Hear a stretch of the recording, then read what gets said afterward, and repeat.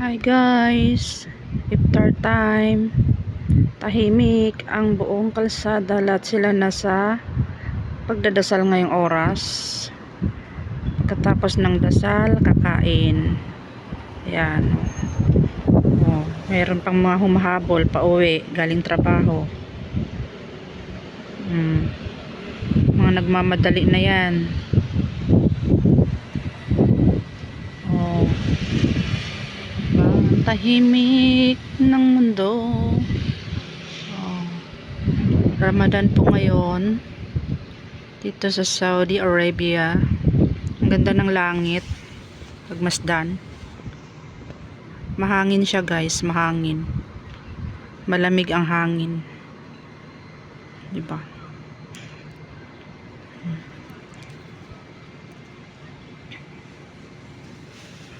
Da, da, da, da, da. Safe naman maglakad guys pag mga ganyan ano.